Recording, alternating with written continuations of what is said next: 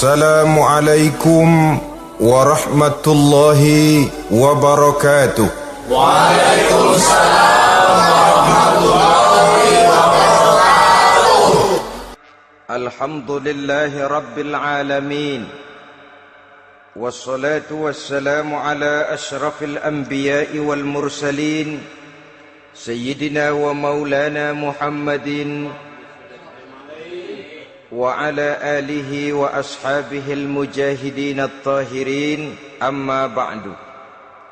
Saudara-saudara kaum muslimin seiman dan sekeyakinan yang berbahagia, pada suatu hari seketika sedang berkumpul dengan para sahabat, Rasulullah pernah memberikan peringatan. Beliau bersabda, yushiku an tada'a alaikumul umamu kama tada'al akalatu ala qas'atiha. Pada suatu saat nanti akan datang di tengah-tengah kamu, wahai umat Islam, di mana orang-orang lain di sekeliling kamu akan bersatu mengerubungi kamu seperti bersatunya orang-orang mengerubungi makanan di atas meja hidangan. Akan datang satu saat nanti di mana kondisimu dikepung sedemikian rupa, yang barat mau menerkam, yang timur mau menghantam, yang selatan mau menginjak-injak, yang utara pun akan menjelajah. Kondisimu seperti makanan di atas meja hidangan. Sebagian sahabat merasa heran dan terkejut, lalu mereka bertanya, amin qillati nahnu yauma izin ya Rasulullah? Apakah jumlah kami pada waktu itu sedikit ya Rasul? Kami sampai dikepung sedemikian rupa? Beliau menjawab, bal antum yauma izin katsir. Sama sekali tidak. Kamu tidak sedikit pada saat itu. Bahkan jumlahmu sangat banyak. Kamu adalah mayoritas. Walakinnakum ghusa'un ka ghusa'is sail. Tetapi keadaanmu saat itu persis seperti buih di lautan. Banyak tetapi centang perenang. Banyak tetapi tidak punya daya dan kekuatan. Banyak tapi dipermainkan gelombang lautan, dihempaskan ke tepian pantai tanpa punya makna dan arti. Kondisimu pada saat itu kuantitas yang tanpa kualitas, sehingga orang lain enak saja mengepung kamu. Akidahmu didangkalkan, dibanjiri dengan peradaban dan kebudayaan yang menjauhkan dari agama. Dari segi maksiat dan munkarat seluruhnya mengepung sampai kita melepaskan nilai-nilai Islam kita ini. Dan celakanya, sambung beliau, waliyanzi'anna fi qulubi aduwikumul mahabata minkum. Akan dicabut kehebatanmu di mata musuh-musuhmu, sehingga pada saat seperti itu orang lain memandangmu umat Islam enteng saja, remeh saja, tidak ada apa-apanya. Sudahlah, pokoknya umat Islam sikat saja. Umat Islam enteng, umat Islam kecil, umat Islam tidak ada apa-apanya. Alangkah ironinya, alangkah menyedihkannya, memilukan dan sekaligus memalukan. Umat yang mayoritas ini dipermainkan oleh yang minoritas. Umat yang jumlahnya terbesar, terbanyak, bahkan konon menurut catatan sampai 90%, tapi dipermainkan oleh mereka kelompok-kelompok kecil ini. Waliyakzifanna fi qulubikumul wahn. Pada saat itu di hatimu dicampakkanlah penyakit wahan. Sahabat kemudian bertanya, wa mal wahnu ya Rasulullah?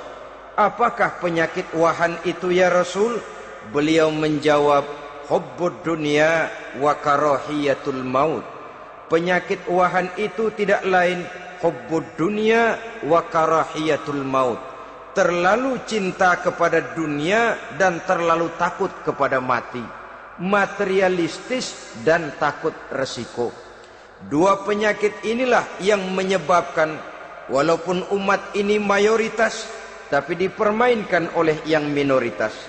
Walaupun dia golongan terbesar, tapi nasibnya seperti makanan di atas meja makan. Dari segala macam penjuru mau menghantam dia. Saudara-saudara kaum muslimin yang berbahagia, ini merupakan analisa sosial bahwa pada satu saat nanti akan terjadi di tengah-tengah umat di mana kita dihantam dan diserbu dari segala macam penjuru. Akidah didangkalkan, peradaban dan kebudayaan dirusak, makanan dan minuman diracuni, pakaian ditelanjangi dan lain sebagainya, sampai kita melepaskan nilai Islam yang kita cintai ini. Kondisi sosial ini satu saat akan datang kepada kita. Demikian analisa dan peringatan dari Rasulullah sallallahu alaihi wasallam. Marilah sekarang kita melihat, adalah benar bahwa di zaman sekarang kita insya Allah tidak akan mengalami perang Badar sehebat yang pernah dialami oleh Rasul dan para sahabatnya. Tetapi sesungguhnya perang yang kita hadapi di zaman sekarang ini tidak kalah hebatnya dengan perang Badar, tidak kurang dahsyatnya dengan perang Uhud, tidak kurang ngerinya dari perang Khandaq. Hanya saja yang kita hadapi sekarang ini bukan ujung pedang, bukan ujung tombak, bukan ujung panah. Yang kita hadapi sekarang ini adalah perang akidah, perang ideologi, perang mempertahankan keyakinan. Yang kalau kita kalah sekarang, kita memang masih beragama. Tetapi anak kita, cucu kita, generasi yang akan hidup 5, 10, 20, 30 tahun yang akan datang, wallahu a'lam bissawab. Islam, saudara-saudaraku, tidak mungkin hilang dari dunia. Tetapi tidak mustahil Islam gulung tikar dari desa kita. Tidak mustahil Islam gulung tikar dari kampung dan kota kita, jikalau kita tidak menjaganya, jikalau kita tidak memeliharanya, bahkan jikalau kita tidak mewariskannya kepada anak-anak kita, generasi yang akan datang.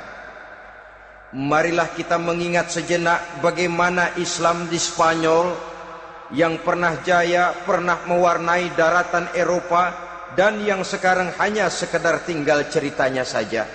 Ini pernah diperingatkan oleh Rasul dalam satu hadis, sayati ala ummati zamanun la yabqal Islam illa ismun wala minal Quran illa rasmun. Akan datang satu masa di tengah umatku di mana pada masa itu Islam ada tapi hanya tinggal sekedar namanya saja, dan Quran pun ada tapi cuma sekedar tinggal tulisannya saja. Apabila kita tidak mewariskan ini kepada generasi yang akan datang, maka serbuan-serbuan dari berbagai macam penjuru dari hari ke hari semakin kita rasakan kehebatannya. Tidak mustahil sejarah Spanyol akan terjadi di desa kita, akan terjadi di kampung kita, akan terjadi di kota kita.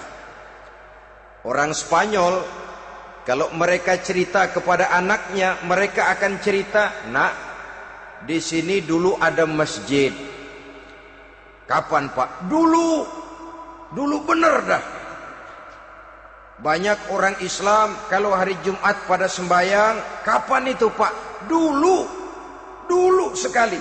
Sekarang cuma sekedar tinggal ceritanya saja. Bukankah sesuatu yang sangat tidak mustahil apabila kita tidak menjaga dan mewariskan Islam ini kepada generasi yang akan datang, maka serbuan-serbuan akan membawakan hasil yang diinginkan oleh para penyerbu itu tadi. Kita sudah menjadi umat yang mayoritas, tetapi umat yang mayoritas ini menurut Rasul dikepung sedemikian rupa, akidahnya didangkalkan, peradaban dan kebudayaannya ditekan sedemikian rupa, kehidupan sosialnya dibuat individualis. Kemudian dari segi pergaulan, pakaian, makanan, minuman dan sebagainya diracuni, sampai dia tidak lagi berpegang teguh kepada agamanya. Dan dikala itu hilang kehebatan umat ini di mata musuh-musuhnya. Orang lain memandang kita ringan saja, enteng saja, satu umat yang sudah kehilangan wibawa. Padahal konon kabarnya kita mayoritas, tapi enak saja dikutak-kutik orang lain. Dan dikala itu di hati kita merajalela penyakit wahan. Penyakit wahan itu apa? Pertama, hubbud dunia, terlalu cinta kepada dunia. Terlalu cinta kepada dunia yang menyebabkan kita lupa akan tanggung jawab dan kewajiban, lupa meneruskan dan mewariskan Islam kepada generasi yang akan datang. Kita berlomba hanya untuk mengejar dunia dan seluruh isinya. Baik dia bernama material, baik dia bernama seksual, baik dia bernama pangkat, jabatan dan kedudukan, berlomba-lomba kita di dalamnya. Sampai tercampaklah penyakit hubbud dunia di dalam hati ini. Berurat dan berakar dunia itu, sulit dan berat kita berpisah daripadanya. Akibatnya kemauan untuk berbuat demi dan atas nama agama sangat sulit terwujud di dalam kehidupan ini. Yang kedua, karahiyatul maut, terlalu takut kepada mati. Baik mati ajal, mati dalam artian yang sebenarnya, baik mati usahanya, baik mati karirnya, baik mati pangkat dan jabatannya. Sehingga dengan demikian akibatnya jatuhlah kita menjadi umat yang kehilangan wibawa di mata orang lain. Saudara-saudara kaum muslimin rahimakumullah, saya katakan tadi, perang yang kita hadapi di zaman sekarang adalah perang akidah. Perang menghadapi peradaban dan kebudayaan yang menghancurkan moral daripada anak-anak kita. Perang menghadapi banjirnya maksiat dan munkarat. Yang di tengah-tengah itu, di samping berkewajiban menjaga diri dan keluarga, kita pun juga berkewajiban menjaga anak-anak kita, generasi yang akan datang, mengarahkan dan mendidik mereka sesuai dengan yang dikehendaki oleh Allah Subhanahu wa ta'ala. Oleh sebab itu, pada pertemuan kali ini yang akan saya bicarakan ialah bagaimana idealnya seorang muslim lebih dahulu memberikan pendidikan kepada anak-anaknya.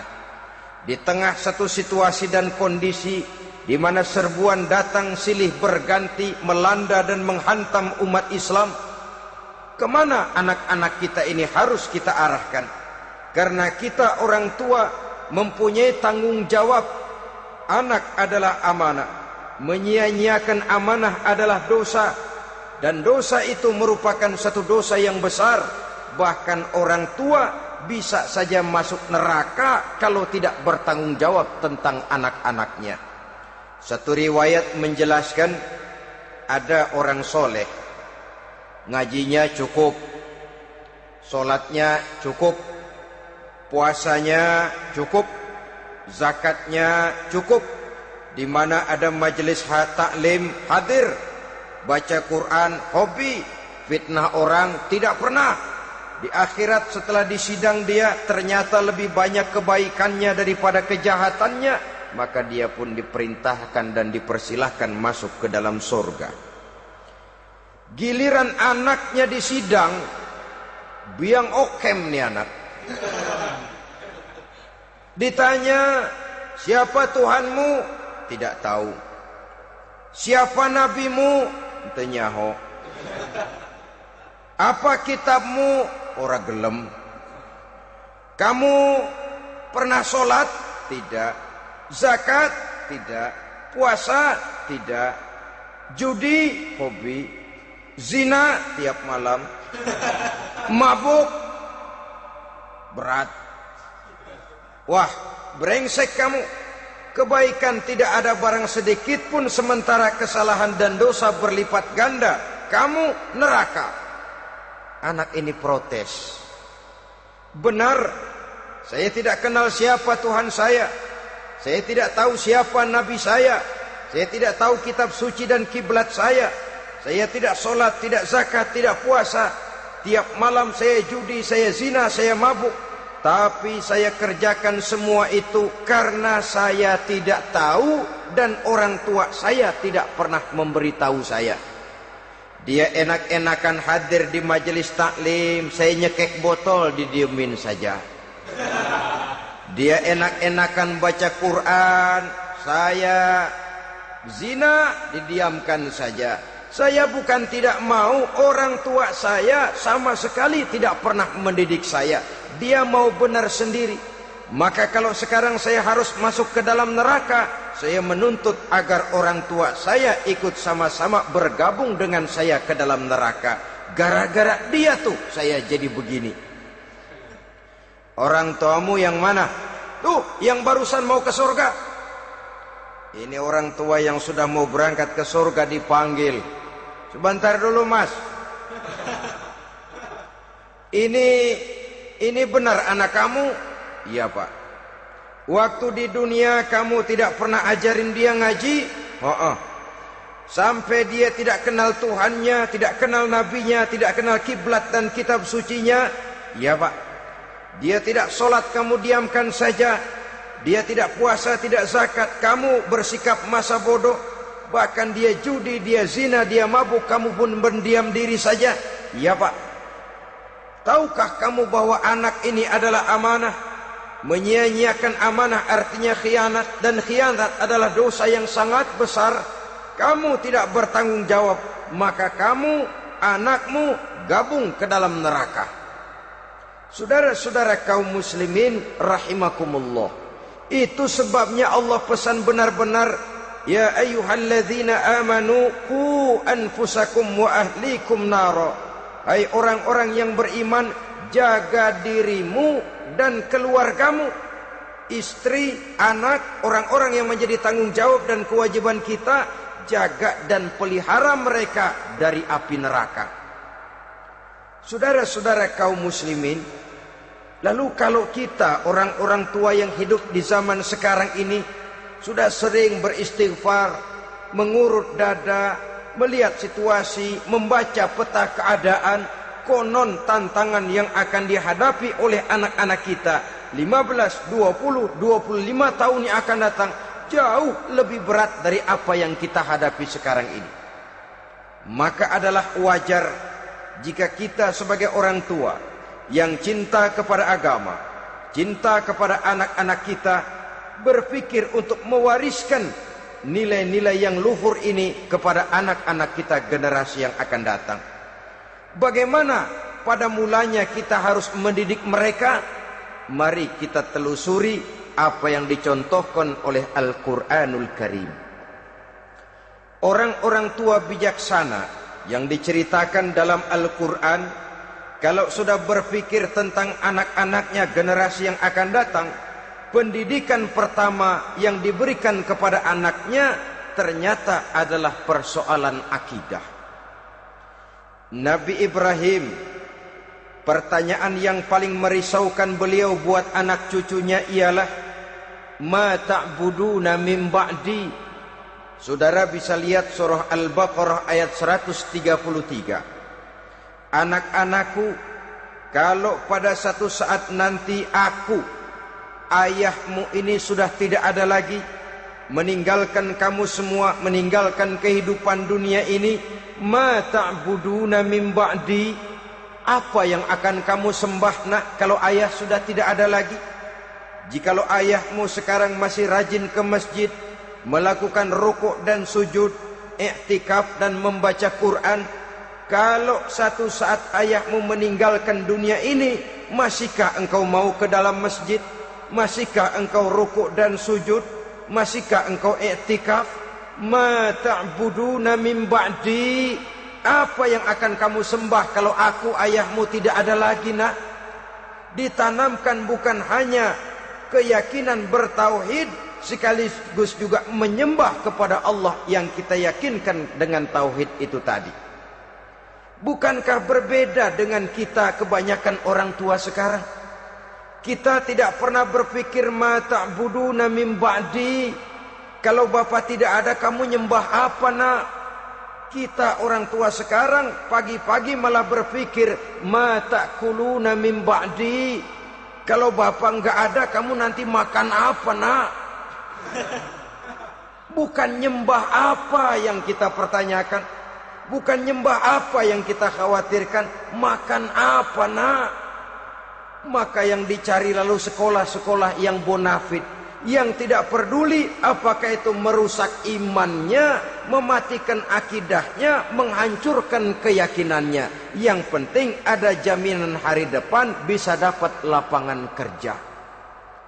Akibatnya berduyun-duyun orang-orang tua muslim menyekolahkan anaknya di sekolah-sekolah yang bukan Islam, yang nyata-nyata membahayakan akidahnya. Dididik dengan kultur dan budaya yang bertentangan dengan nilai-nilai agamanya. Bukankah ini berarti merelakan anak untuk dikafirkan? Bukankah ini artinya menyerahkan anak untuk ditulis menurut selera para pendidik yang tidak sesuai dengan nilai akidah yang dimilikinya? Mengapa kita tidak berpikir seperti Nabi Ibrahim yang sebelum memberikan pendidikan kecerdasan, sebelum pendidikan matematika, IPS, PSPB dan disiplin ilmu lainnya, yang pertama ditanamkan, ma ta'buduna min ba'di. Kalau ayahmu tidak ada, kamu menyembah apa, nak? Menyembah Allah, apa nanti malah menyembah harta? Menyembah Allah, apa nanti malah mendewa-dewakan pangkat dan jabatan? Menyembah Allah, apa malah nanti menyembah alam? Itu yang dikhawatirkan Nabi Ibrahim kepada generasi yang akan datang. Dan itu saudara-saudara yang seharusnya mengkhawatirkan kita kepada anak-anak kita, generasi yang akan datang. Lihatlah serbuan akidah di zaman sekarang ini. Dimanfaatkan kemiskinan kita umat Islam. Diberikan kita tawaran berupa beras, pakaian, obat-obatan, kalau perlu beasiswa, asal bisa melepaskan keislaman kita ini. Bertahap, sedikit demi sedikit, step by step, shibran bi shibrin wa zira'an bi zira'in. Dan harus saya ingatkan, orang di zaman sekarang tidak mungkin menghantam Islam secara frontal.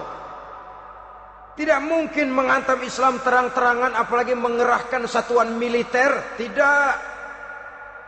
Orang berhitung bagaimanapun kondisi dan kualitasnya umat Islam, mereka masih punya satu modal penting, fanatisme agama. Kalau ini disulut, api jihad segera berkobar, dan hanya maut yang bisa menghentikan orang yang dibakar dengan semangat jihad. Orang tahu itu. Betapa Uni Soviet kedodoran menghadapi mujahidin Afghanistan yang sulut oleh semangat jihad yang berkobar dengan persenjataan yang primitif ketimbang persenjataan Uni Soviet. Entah mereka pantang surut mundur ke belakang. Jadi jangan mimpi bahwa orang mau menghantam Islam ini dengan melarang pengajian, meruntuhkan masjid, menyegel pondok pesantren. Tidak. Melarang orang sholat, tidak. Kalau perlu masjid diperbanyak, musola diperbesar. Tapi bikin itu masjid seperti museum. Besar, megah, mercusuar, tapi bikin seperti museum. Tempat orang kagum, tempat orang memuji, tapi sunyi dari nilai-nilai ibadah. Saudara-saudara kaum muslimin, untuk sampai kepada penghantaman akidah, jalan yang paling mudah dirintis sekarang ini secara bertahap dan sistematis, memisahkan umat Islam dari Islamnya. Biarkan mereka bernama Muslim. Biarkan di atas kartu penduduknya tertulis agama Islam. Tapi tanamkan budaya-budaya yang menyebabkan cara bergaul mereka, cara berumah tangga mereka, cara bertetangga mereka, sampai kepada cara mereka berpakaian, cara mereka bergaul, cara mereka makan dan minum, cara mereka mendidik dan menyekolahkan anak, sama sekali tidak lagi mencerminkan nilai-nilai yang Islami. Itu sudah satu usaha yang paling praktis, memisahkan umat Islam dengan Islamnya. Kalau sadarlah kita ke arah ini usaha orang di zaman sekarang, maka yang harus pertama kita tanamkan kepada anak-anak kita, didik mereka dengan jiwa tauhid yang mengkristal di dalam batinnya, meresap sampai ke tulang sumsumnya, yang tidak akan sampai pun nyawa berpisah dari badannya, akidah itu tidak akan berpisah dari hatinya. Bahkan dia sanggup dengan tegar berkata, lebih baik saya melarat karena mempertahankan iman daripada hidup mewah dengan menjual akidah. Satu khittah, satu garis kehidupan yang perlu kita wariskan kepada anak-anak kita, generasi yang akan datang. Dahulu ada satu tradisi, saudara-saudara. Kalau anak gadis kita dilamar orang, orang lalu bertanya, anakmu mau ngelamar gadis saya, apa sudah khatam Quran berapa kali? Apa sudah bisa baca kitab macam-macam dan lain sebagainya? Sehingga lahirlah satu kebanggaan. Apapun motifnya, tapi pertanyaan semacam ini zaman sekarang sudah langka. Paling-paling yang ditanya kalau anaknya dilamar orang, anakmu kerja di mana? Gajinya sebulan berapa? Kendaraannya bebek apa soang? Apa-apa? Itu yang kita pertanyakan, berkisar di seputar materi, kerja, job, status sosial, dan lain sebagainya. Perkara bisa baca Quran atau tidak, nomor 18. Perkara sembahyangnya rajin apa tidak, nomor 36. Saudara hadirin, akibatnya terjadi pergeseran nilai. Maka mendidik anak menurut tuntunan Quran adalah seperti yang diberikan contoh oleh Luqmanul Hakim, yang diceritakan dalam surah Luqman mulai ayat 11 dan selanjutnya. Apa pendidikan pertama yang harus kita berikan kepada anak? Pertama, ya bunayya la tusyrik billah. Wahai anakku, jangan sekali-kali engkau menyekutukan Allah. Nak, jaga tauhid, pelihara iman, mantapkan akidah. Ini dasar yang pertama. Belum lagi anak mengenal berbagai macam disiplin ilmu, yang pertama ditanamkan tauhid. Ini yang mendasari kehidupan. Ini yang akan mewarnai dan menjadi warna dari kepribadian seseorang. Sentuhan jiwa tauhid di dalam diri si anak. Belum lagi sempat dia kenal yang lain. Yang pertama yang kita tanamkan, kita wariskan, kita berikan, la tusyrik billah. Jangan sekali-kali menyekutukan Allah. Nah, kalau ini sudah tertanam, ini sudah merupakan satu fondasi yang kuat. Selebihnya nanti tinggal melihat bakat si anak, kemana dia harus dididik. Yang terpenting nilai iman lebih dahulu tanamkan. Dan untuk menghancurkan nilai keimanan, saudara-saudara, saya katakan, ingatkan kepada hadis di awal tadi, dikepung kita dari berbagai macam penjuru agar bisa melepaskan nilai-nilai iman dan keyakinan. Proses pendangkalan akidah, ditanamkan keraguan kepada agama, ditanamkan rasa malu beragama, sholat malu, baca Quran malu, berangkat ke masjid malu, pakai jilbab malu. Ditanamkan rasa malu beragama, sehingga bertahap sedikit demi sedikit kita mulai berpisah dengan kehidupan beragama. Ditanamkan hal yang sedemikian rupa dari berbagai macam penjuru. Dihantam akidah, akidah kuat, dihantam dari segi peradaban dan kebudayaan. Diperbanyaklah peradaban dan kebudayaan yang bukan mendekatkan kita dengan agama, malah mendekatkan kita dengan neraka. Menjauhkan kita dari agama, menjauhkan kita dari nilai-nilai luhur yang diwariskan oleh orang-orang tua kita terdahulu. Adalah kewajiban kita yang pertama, mendidik anak, menanamkan roh, jiwa, dan semangat tauhid di dalam diri mereka. Saudara-saudara kaum muslimin rahimakumullah. Kenapa kita lebih dahulukan menanamkan jiwa, roh dan semangat tauhid ini kepada anak-anak kita? Pertama, kita tidak hanya ingin sekedar mempunyai anak yang pintar, tetapi lebih daripada itu kita pun ingin mempunyai anak yang benar.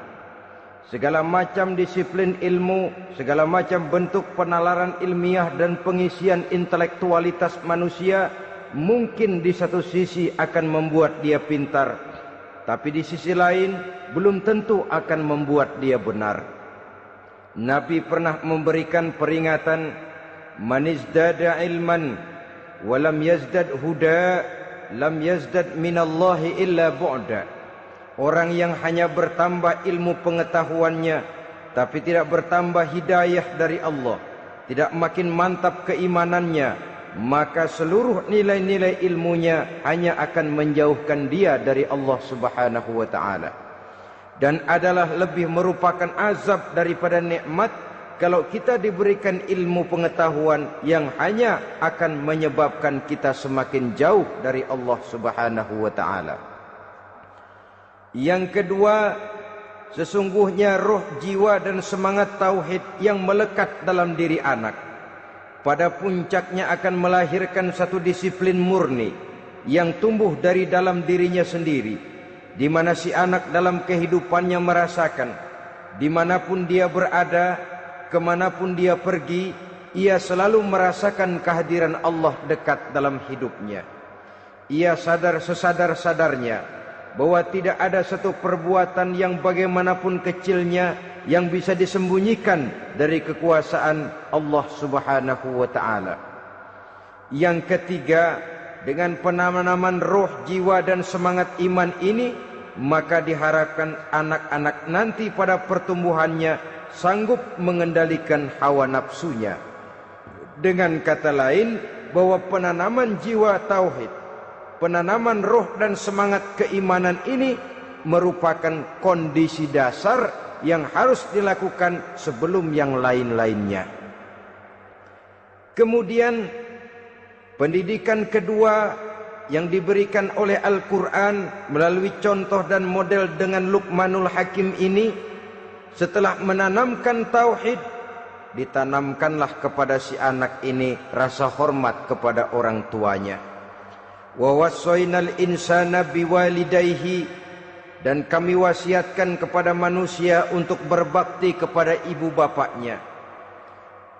Hamalathu ummuhu wahnan ala wahnin, karena ibunya telah mengandungnya dengan kepayahan di atas kepayahan. Maksudnya dengan kepayahan dan kelelahan yang berlipat ganda.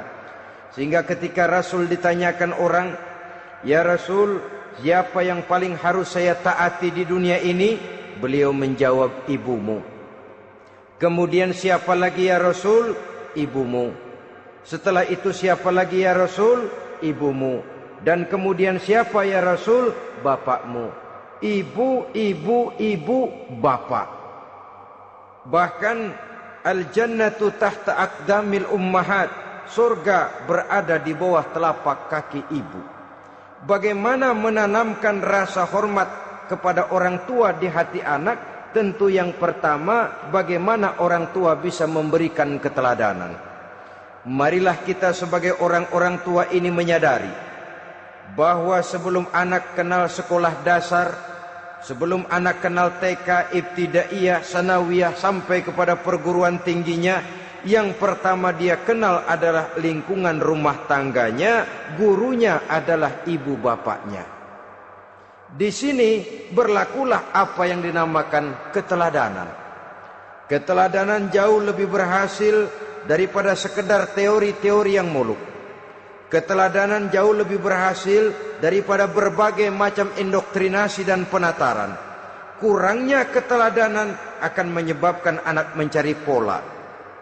Apabila kita orang tua ini tidak bisa memberikan keteladanan yang baik kepada anak-anak kita, maka pada suatu saat anak-anak akan menganggap enteng dan kehilangan wibawa kita sebagai orang tua di mata mereka.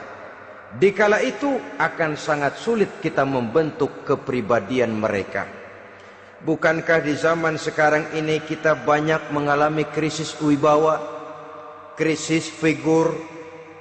Ada yang karena rapotnya merah melulu, gurunya dikeroyokin. Pak guru pulang sekolah dicegat. Bahkan nyaris ada orang tua pernah dibunuh oleh anaknya sendiri. Dan lain sebagainya, kasus-kasus yang sebenarnya tidak perlu terjadi.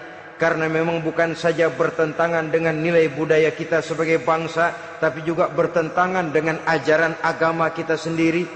Krisis wibawa, krisis figur, yang juga akibatnya harus kita sadari banyak faktor yang membentuk kepribadian anak.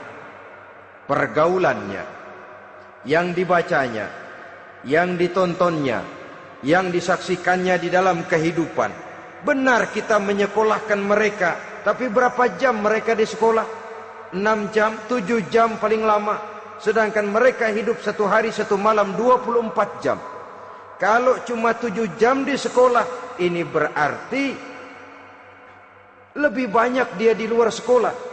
Dan di luar sekolah itu artinya ya rumah tangganya, ya temannya, ya lingkungan di mana dia tinggal, yang seluruhnya sangat besar pengaruhnya dalam ikut membentuk kepribadian anak-anak kita.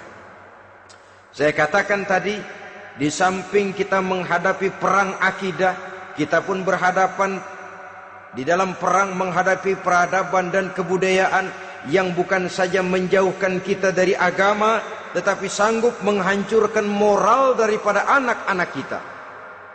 Secara pribadi, saudara-saudara, saya iri, saya kagum misalnya dengan kemajuan yang diperoleh oleh negara tetangga kita, Jepang misalnya. Padahal tahun 45 ia pun hancur lebur oleh meledaknya atom di Hiroshima dan Nagasaki. Tapi bagai satu tenaga raksasa kemudian Jepang bangkit menjadi satu negara superpower di Asia. Bahkan gurunya saja Amerika sekarang ini kewalahan menghadapi perang dagang dengan Jepang ini. Dan yang menarik, Jepang bisa maju dan modern dengan tetap menjadi Jepang, tanpa harus kehilangan identitasnya sebagai satu bangsa, tanpa harus kehilangan kepribadiannya sebagai satu bangsa. Sebagai negara yang sedang berkembang, kita sering latah. Kita ingin meniru Barat, tapi bukan teknologinya, westernisasinya yang kita tiru. Bukan isinya, kulitnya yang kita ambil. Akibatnya apa? Modernnya belum, orangnya sudah Barat. Bergaulnya sudah cara Barat, berumah tangganya sudah cara Barat, berpakaiannya sudah cara Barat, mendidik anaknya sudah cara Barat. Di mana ketemu orang tua cukup hello daddy. Kulitnya kita ambil, sementara isinya kita campakkan. Ironi dan menyedihkan. Padahal kita sesungguhnya bisa maju dan modern, bisa mengejar segala ketinggalan dan keterbelakangan kita dengan tetap menjaga nilai-nilai luhur budaya kita sebagai satu bangsa, mengambil isinya, dan kalau memang tidak perlu lalu mencampakkan kulitnya. Pengaruh peradaban dan kebudayaan yang menghancurkan moral daripada anak-anak kita oleh pesatnya arus teknologi, oleh pesatnya arus komunikasi, di mana hal-hal yang terjadi di belahan dunia lain dapat kita saksikan hari ini juga melalui layar televisi.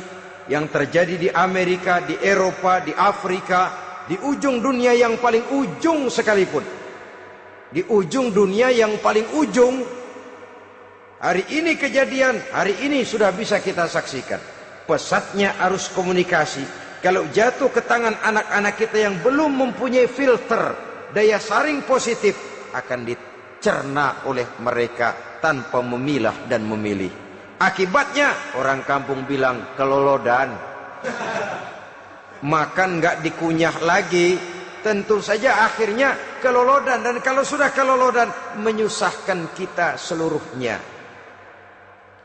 Oleh karena itu budaya menghormati orang tua perlu dijaga, perlu dipelihara dan diwariskan kepada anak-anak kita. tali silaturahmi sehingga ada respeknya kepada orang tuanya.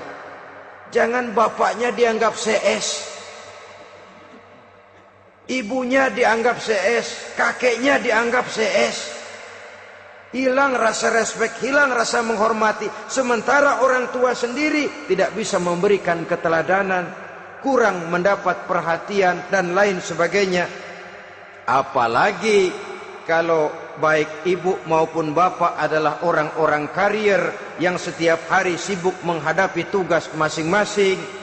Bapak sibuk rapat, pindah kantor sana kantor sini, ibu sibuk arisan, besarlah anak-anak di tangan pembantu dan lain sebagainya, sehingga dia merasa kurang mendapat perhatian, dan ini akan ikut membentuk warna dari kepribadian yang dimilikinya.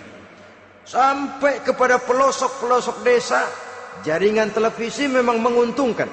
Tapi kalau sudah sampai kepada menayangkan budaya-budaya yang tidak sesuai dengan pola di mana mereka tinggal, pola lingkungannya, dan ingin mereka terapkan dalam kehidupan, ironi dan menyedihkan. Maka sering dikatakan, jikalau ABRI masuk desa, rakyat beruntung. Jikalau listrik masuk desa, rumah jadi terang. Jikalau koran masuk desa, rakyat jadi cerdas. Jikalau hakim masuk desa, rakyat lalu sadar hukum. Tapi jikalau maksiat dan munkarat masuk desa, minuman keras masuk desa, judi masuk desa, pelacuran masuk desa, rakyat tentu kiamat. Dan kita harus punya budaya untuk memilah dan memilih, mempunyai filter untuk jadi daya saring positif. Oleh karena itu, saudara-saudara, tahap kedua setelah menanamkan jiwa tauhid kepada anak, tanamkan rasa hormat kepada orang tuanya. Orang tua itu ibu bapaknya, orang tua itu guru-gurunya yang mengajarkan dia, atau yang dianggap tua yang lebih senior dari dia. Karena tidak ada satu peradaban yang berdiri sendiri. Bagaimanapun maju dan modernnya kita sekarang, tentu merupakan mata rantai yang berkaitan dari generasi terdahulu. Ini yang kedua. Setelah tauhid, berbakti kepada ibu dan bapak. Tidak ada satu kebahagiaan yang bisa ditegakkan di dunia ini tanpa doa, tanpa restu daripada ibu dan bapak. Ini keramat hidup. Doanya dikabul Allah dan kutuknya juga dikabul oleh Allah Subhanahu wa ta'ala. Jadi mendidik anak setelah menanamkan jiwa tauhid, menanamkan rasa hormat dan taat berbakti kepada ibu bapaknya. Itu yang kedua. Kemudian yang ketiga, melalui model Luqman, Quran mendorong kita untuk mendidik anak, menanamkan etika otonom. Apa itu? Ya bunayya innaha in takum mithqala habbatin min khardalin fatakun fi sakhratin aw fis samawati aw fil ardi ya'ti biha Allah.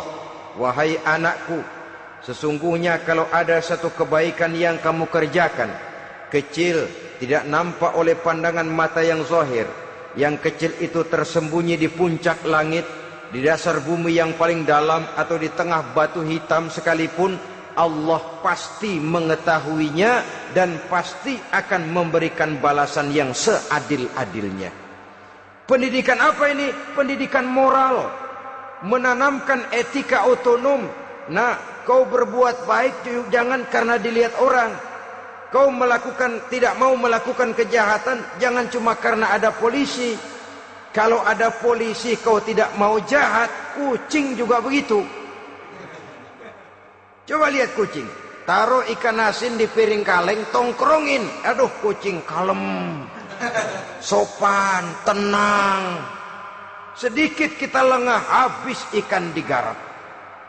Tapi ditanamkan satu kesadaran, kemanapun kau pergi, apapun yang kau kerjakan, tersembunyi di tengah batu, di dasar bumi, di puncak langit, Allah pasti tahu. Dalam bahasa yang ringan, kita ini diawasi oleh dua hiperkomputer yang maha sensitif. Produksi langit mereknya Rokib dan Atid. Itu komputer yang sangat peka dan sensitif.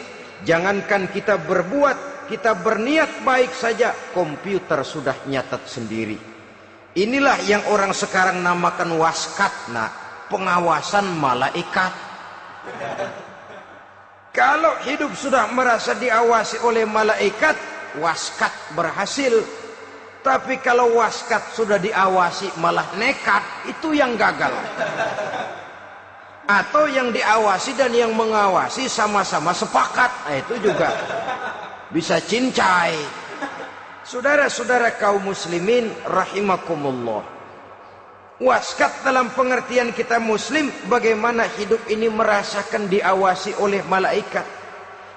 Intelektualitas yang tinggi sekalipun, IQ yang nilainya plus sekalipun, disiplin ilmu yang bagaimanapun banyak yang memenuhi benak kita, tanpa diiringi oleh etika otonom, orang sering mencari celah dan kesempatan.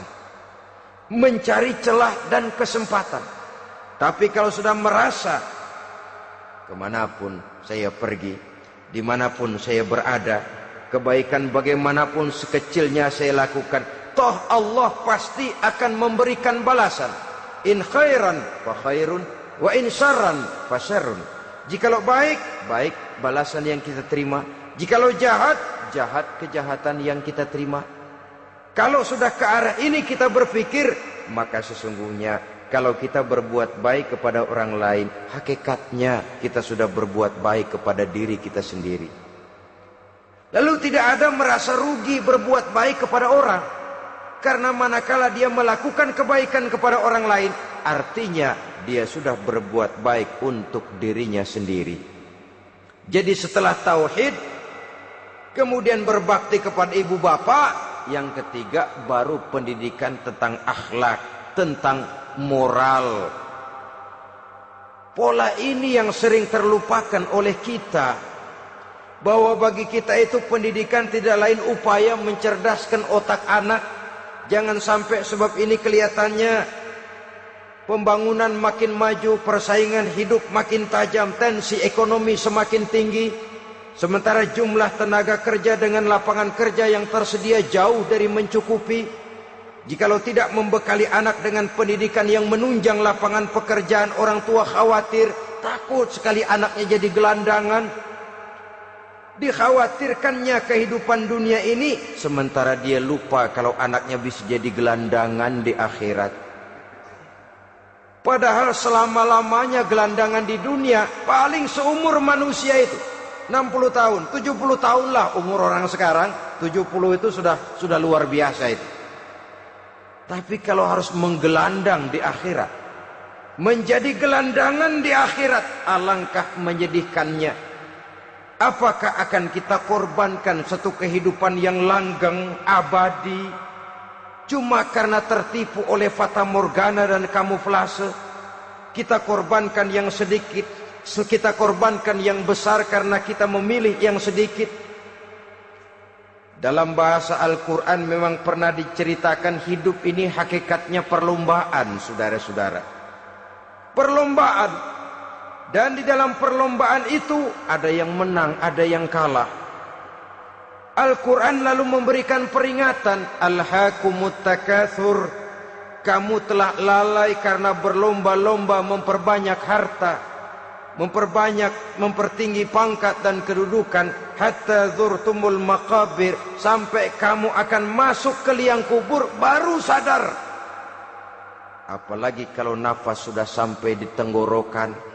Persis Fir'aun sudah tenggelam di lautan merah, mau mampus, baru dalam sekaratnya amantu bi Rabbi Musa wa Harun. Kalau begini caranya, saya juga percaya kepada Tuhan Musa dan Harun, percaya kepada Allah. Sudah mau mati, baru amantu bi Rabbi Musa, kami percaya kepada Tuhan Nabi Musa, kata Fir'aun. Malaikat maut kesel benar, dilelepin terus di laut. Mampus tuh sekalian. Hidup ini memang kita berlomba. berlomba dengan waktu, berlomba dengan umur, berlomba dengan tenaga, berlomba dengan tetangga. Yang jangankan kita sampai mundur, berhenti saja sejenak, kita akan ditinggalkan oleh yang lain. Tiada kata mundur, bahkan tiada kata berhenti. Sekali kita melangkah, melangkahlah terus. Tapi berlombalah seperti yang dikehendaki Quran. Fastabiqul khairat. Berlomba-lombalah di dalam kebajikan. Jangan berlomba-lomba di dalam kemaksiatan, kemunkaran, kejahatan. Berlombalah dalam urusan kebaikan. Saudara-saudara kaum muslimin rahimakumullah. Tauhid, berbakti kepada ibu bapa, kemudian pendidikan tentang moral. Apabila pendidikan tentang moral sudah tertanam, barulah lihat bakat si anak. Kemana bakatnya? Anak saya kelihatannya dari kecil demennya main bedil-bedilan saja. Beri kali itu. Kirim ke Magelang, masukkan akabri. Tapi dengan syarat 3 itu tadi. Iman sudah tertanam, rasa bakti kepada ibu bapak sudah ada, dan punya nilai moral. Sehingga boleh jadi nanti dia menjadi jenderal yang beriman, yang berbakti kepada ibu bapaknya, dan punya moral yang tinggi. Kan lebih baik rakyat rendah tapi akhlaknya tinggi, daripada pejabat tinggi tapi moralnya rendah.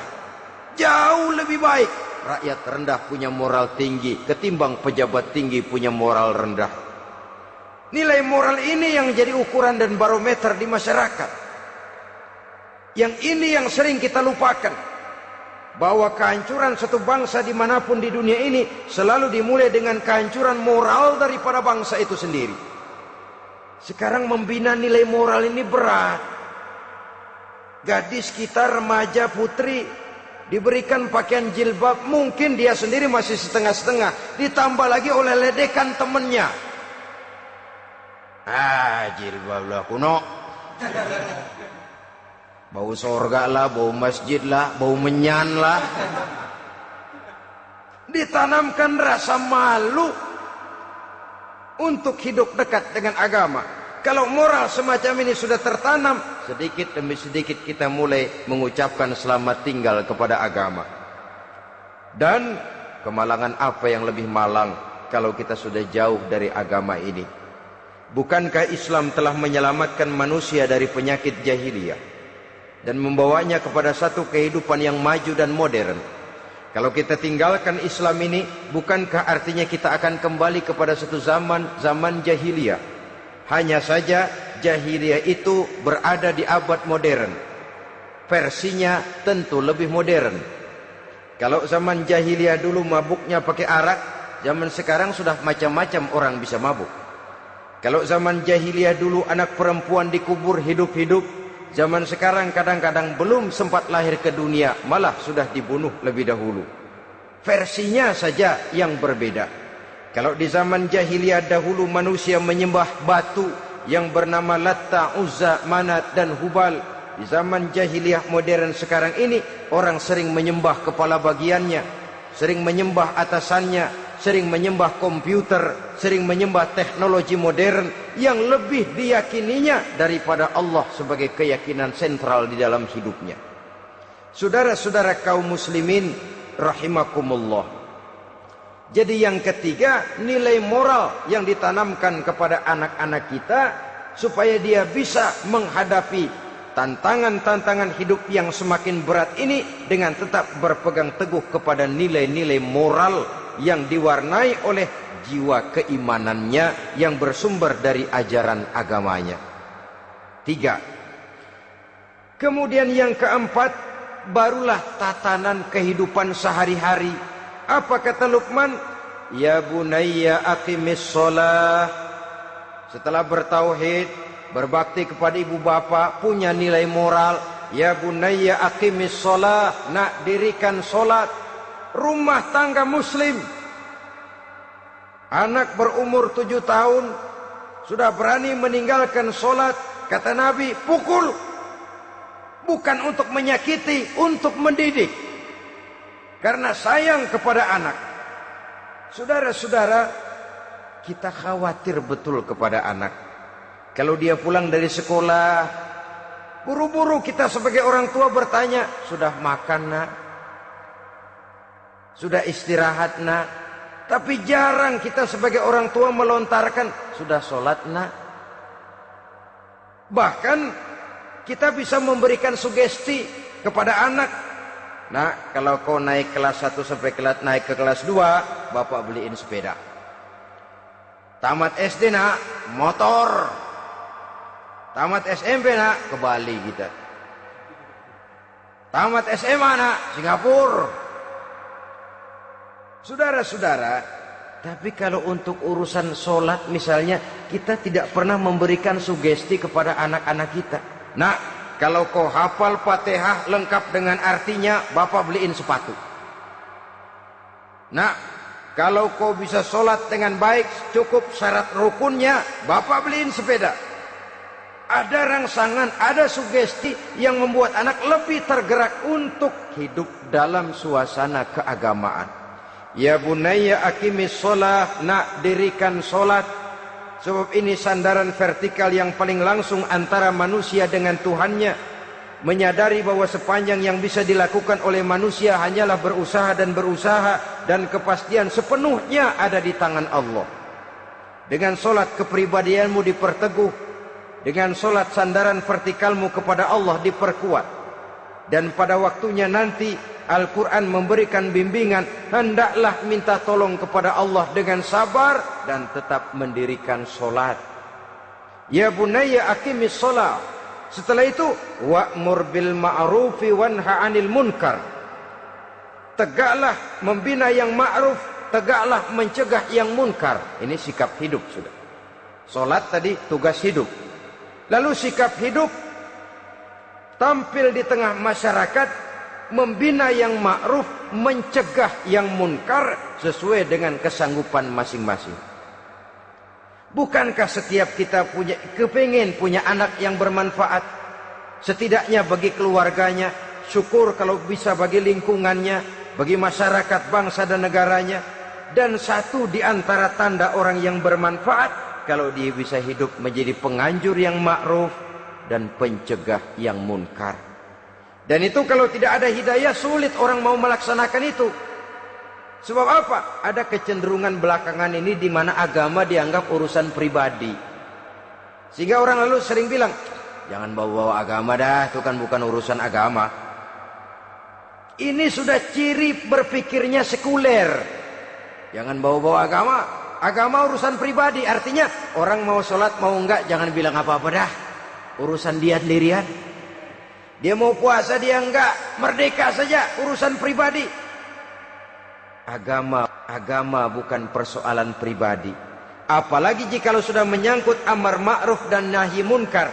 Siap menegakkan yang baik, mencegah yang munkar, untuk tegaknya satu masyarakat yang diwarnai oleh kebaikan dan terhindar dari segala macam kejahatan. Dan terus ayat-ayat selanjutnya mencerminkan sikap hidup. Namun yang intinya, cara mendidik anak yang baik yang dicontohkan oleh Al-Quran dengan Luqmanul Hakim sebagai model. Pertama, tanamkan tauhid. Yang kedua, tanamkan rasa hormat dan berbakti kepada ibu bapaknya. Yang ketiga, tanamkan moral, nilai akhlak yang tinggi. Setelah itu yang keempat, biasakan hidup dalam suasana keagamaan. Kontrollah sholatnya, kontrollah baca Qur'annya, kontrollah puasanya di bulan Ramadan. Ajaklah anak-anak sholat berjamaah, sehingga dengan demikian dia terbiasa oleh satu suasana yang mendekatkan dia dengan nilai agamanya. Dari sana diharapkan nilai-nilai ilmu yang didapatnya dari bangku sekolah akan menciptakan keseimbangan dengan yang ditanamkan oleh orang tuanya dalam bentuk yang dijelaskan oleh surah Luqman itu tadi. Sehingga apabila keseimbangan ini terwujud, akan menjalin keseimbangan dalam pola berpikir, dan keseimbangan dalam pola berpikir akan melahirkan keseimbangan dalam perbuatannya. Terwujudlah kita harapkan insan yang fid dunya hasanah wa fil akhirati hasanah. Inilah harapan kita semua. Mudah-mudahan Allah memberikan kekuatan kepada kita untuk mewariskan nilai-nilai yang baik kepada generasi yang akan datang. Sehingga esok harus lebih baik daripada hari ini, dan lusa harus lebih baik daripada hari esok. Terima kasih atas perhatian saudara. Mohon maaf atas segala kekurangan. Usikum wa nafsi bitaqwallah. Wassalamualaikum warahmatullahi wabarakatuh.